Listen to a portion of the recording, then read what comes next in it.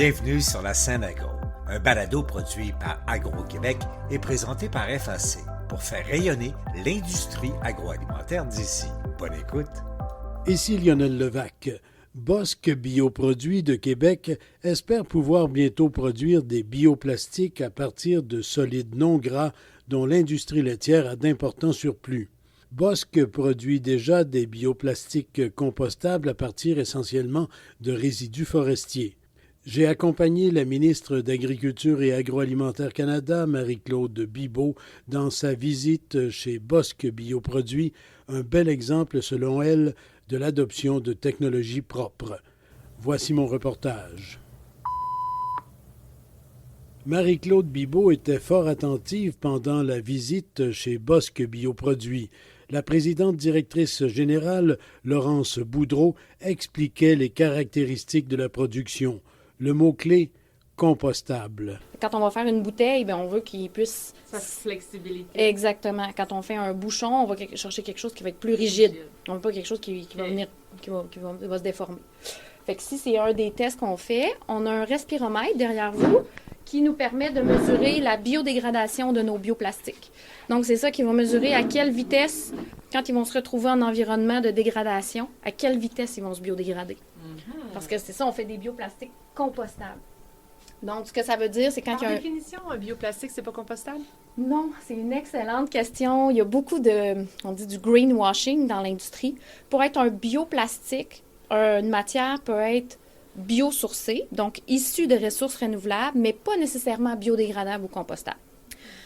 Elle peut être biodégradable, mais pas nécessairement biosourcée. Fait que des fois, sont soit l'un ou l'autre. Des fois, sont les deux. Des fois, sont biosourcées, issues de matières renouvelables, donc non pétrochimiques, et biodégradables. Puis encore là, il y a une distinction importante à faire entre biodégradable et compostable. Parce qu'une matière qui va être biodégradable va se biodégrader dans un horizon de temps non défini. C'est-à-dire que ça peut prendre 200 ans avant que ça se biodégrade. C'est pas mesuré. Et le résultat final de quelque chose qui est biodégradable peut être toxique pour l'environnement. C'est pas un critère. Donc, ça peut se dégrader en microparticules de plastique qui vont aller encore plus rapidement dans notre chaîne alimentaire, dans nos sols, dans nos eaux. La différence avec le compostable, comme nos bioplastiques, c'est qu'ils doivent se biodégrader dans un horizon de temps défini. Puis, il y a différentes normes qui existent, qui sont 6 mois, 3 mois, 1 an, mais là, on ne parle pas de centaines d'années. Et le résultat final va être testé. On va mesurer l'écotoxicité. On va faire pousser des plantes avec... C'est une terre à la fin là, qui reste. On va vraiment faire pousser des plantes. On va engraisser des vers de terre. Il y a toute une série de tests qui existent dans des normes. Puis c'est vraiment la meilleure façon de voir qu'on a un produit qui va être bon pour l'environnement une fois dégradé. Donc, compostable, c'est le top du top. La capacité de compostage confère donc un avantage écologique marqué. Ça va tout être compostable. Oui, exactement. C'est quoi les conditions pour que ça se composte finalement? Parce que tant que tu l'as sur ta table de cuisine excellente question. Décorative. C'est aussi une grosse crainte du marché. Des fois, quand on dit on a des produits compostables, bien là, moi, j'ai besoin d'utiliser mon produit 2 ans. Exactement. Mais ce qui va faire qu'il va se composter, c'est quand il va être en contact avec des micro-organismes qui sont compatibles, là, qui vont le dévorer. Donc, dans le compost, on en retrouve dans les sols aussi, si on l'enterre. Mais tant qu'il est au sec, il n'y a pas de crainte. Non, exactement. Fait qu'on pourrait pas faire absolument n'importe quel produit. Par exemple, on a regardé qu'un client faire des sacs de compost. Bien là, on avait toutes sortes de barrières parce que le sac de compost, il est en contact avec du compost et qui commençait à se dégrader. Là. Fait qu'il fallait s'assurer qu'il allait durer assez longtemps. Il y avait peut-être un petit peu trop d'enjeux. C'était pas le premier produit, disons, qu'il fallait développer. Mais avec 400 millions de tonnes de plastique qui est produit annuellement, on a en masse de place dans le marché pour se tailler un beau segment de marché qui va être capable de valoriser parce qu'évidemment, nos bioplastiques se vendent pas au même prix que des plastiques pétrochimiques. Nos intrants, c'est des intrants de valeur ajoutée, de grande valeur.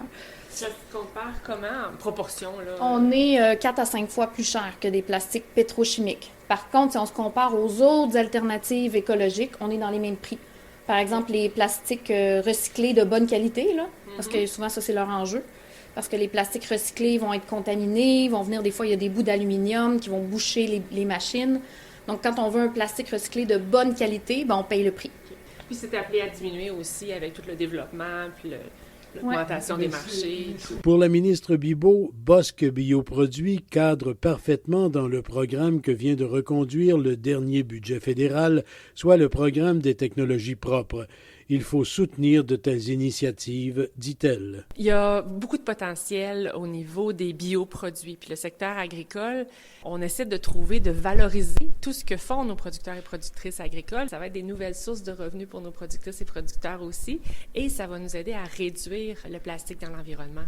Un créneau qu'on privilégie. L'économie d'aujourd'hui et non seulement de demain, là, on veut vraiment investir dans toute la question des technologies propres, dans l'électrification, toute la chaîne des véhicules, par exemple, les batteries, les minéraux critiques. Alors, on a beaucoup d'initiatives au niveau des crédits d'impôt, au niveau des subventions. Alors, c'est vraiment une direction qu'on a prise pour stimuler notre économie, mais vraiment là où l'économie de demain se situe, là où on va pouvoir créer des bons emplois, des emplois payants aussi. Bosque Bioproduits s'intéresse par ailleurs de très près à l'utilisation de solides non gras, résidus des usines de transformation laitière. Il faut écouler les énormes surplus de solides non gras. En arrivant, je me disais, est-ce qu'il y a ici une opportunité de valoriser les surplus de solides non gras, donc du secteur laitier? Vous savez que dans le budget, on a annoncé 333 millions de dollars pour justement développer, faire de la recherche, de l'innovation, des investissements dans les nouvelles technologies qui vont nous permettre d'ouvrir des nouveaux marchés. Alors, j'étais particulièrement excitée d'entendre que oui, il y a un grand potentiel et qu'ils travaillent déjà sur ce créneau. Chez Bosque Bioproduits, on ne compte plus les innovations en appareillage, en procédés et en recettes. Je me suis entretenu avec le fondateur. Paul Boudreau, je suis le président et fondateur de Bosque Bioproduits. Vous les faites à partir de quoi, à base de quoi, vos bioproduits? Notre motto ici, dans Bosque Bioproduits, c'était de développer des bioplastiques à partir de matières résiduelles et non pas à partir de matières pures ou de matières alimentaires, comme ça se fait aujourd'hui dans l'industrie. Et donc, vous vous approvisionnez particulièrement du côté de l'industrie forestière? Actuellement, je vous dirais, on travaille sur 2 filons, parce que pour nous, c'est des filons comme ça peut être des matières extrêmement intéressantes pour nous à utiliser. On va utiliser, exemple, des boues papetières, des boues biologiques papetières, et on va utiliser aussi des sous-produits de l'industrie de la transformation des huiles végétales. Et donc, à partir de ça, ça vous permet, ou ça vous a permis jusqu'à maintenant, de développer toute une gamme de produits et de procédés et de recettes. Oui, parce que de partir de la matière première, qui pour nous, on va fabriquer des polymères, des biopolymères, qui sont à la base de nos produits. Puis, en les mélangeant avec d'autres types de biopolymères, on arrive à avoir des produits prêts à utiliser sur le marché de l'industrie du plastique, mais qui font des bioplastiques compostables. Vous n'avez pas limité vos sources d'approvisionnement en matières premières à 2 sources, là. Vous en cherchez également ailleurs et en particulier dans le secteur laitier. Oui, je pense qu'il y a des applications très intéressantes. Ça fait longtemps qu'on connaît les enjeux qu'il peut y avoir avec les lactosérums ou les sous-produits de l'industrie laitière. Et pour nous, c'est des sources aussi d'alimentation intéressantes en termes de matières premières. On travaille déjà là-dessus pour trouver des applications commerciales dans les bioplastiques. Selon la provenance de la matière d'origine, la matière de base pour vos produits, la destination de vos produits peut être différente, là. En fait, on va y aller sur le besoin du client qui est partout. Aujourd'hui, dans l'industrie du plastique, tout le monde en consomme dans la grande industrie. On va plutôt cibler des clients qui ont des besoins très spécifiques et on va adapter nos recettes pour ce client-là pour être capable de produire le même produit qu'il utilise, mais de façon plus écologique. Ici, vous avez, je le dis comme ça, là, vous avez plusieurs secrets industriels parce que vous êtes les premiers dans bien des domaines, là. Oui, effectivement, on est les premiers parce qu'on a été les seuls à dire il y a 10 ans, on va développer des bioproduits à partir de matières résiduelles. Les gens nous traitaient un peu de fous. Ils disent, pourquoi vous faites ça? On a des bonnes matières premières comme du sucre ou des huiles vierges. Oui, mais dans le futur, c'est pas ça qu'on va utiliser. Faire des bioplastiques à partir de matières alimentaires, ça fait pas de sens.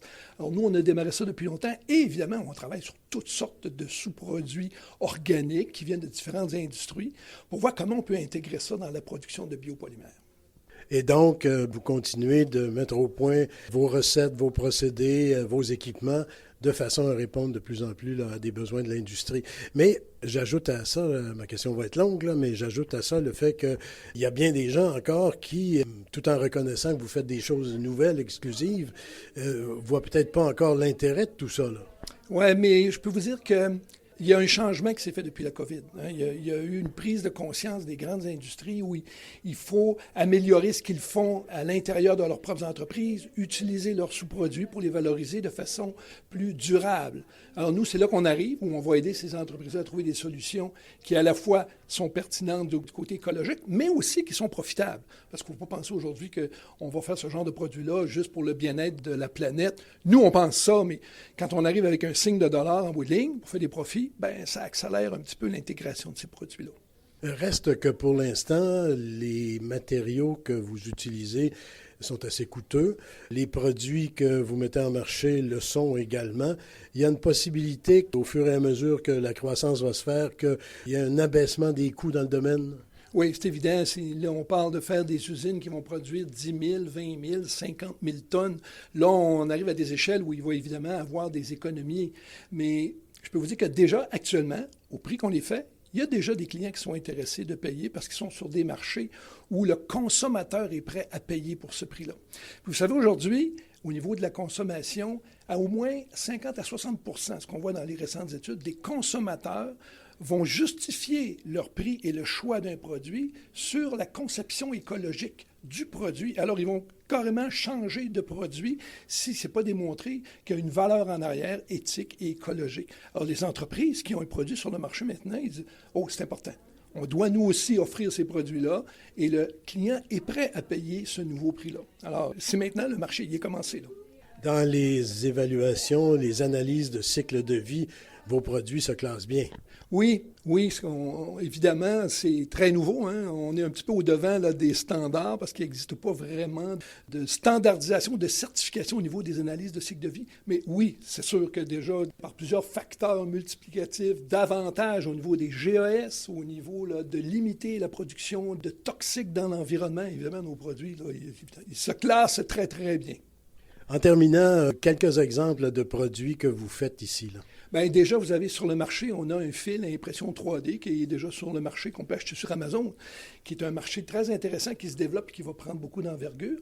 On a déjà, d'exemple, des petites attaches là, qui permettent là, d'installer dans les vignobles pour protéger les raisins. On vend déjà ça en Nouvelle-Zélande. On a déjà des bouteilles et des couvercles qui sont produits avec certains clients pour des produits qui sont en train de mettre sur le marché au niveau des biocosmétiques. Alors, il y a déjà des applications là, qui sont sur le marché. Puis, c'est des ententes, évidemment, confidentielles avec des clients qui veulent utiliser l'avantage de dire « Hey, nous, on a un produit compostable. » Alors, nous, on est déjà là, sur des discussions avec des très gros clients à ce niveau-là. Merci beaucoup. Ça fait plaisir, M. Levac. Merci beaucoup. Ici Lionel Levac. Bosque Bioproduits, encore un bel exemple du potentiel de nos entrepreneurs et de nos entreprises. Au revoir. Vous avez aimé ce contenu? Suivez la Scène Agro pour rester à l'affût de l'actualité agroalimentaire. Merci et à bientôt.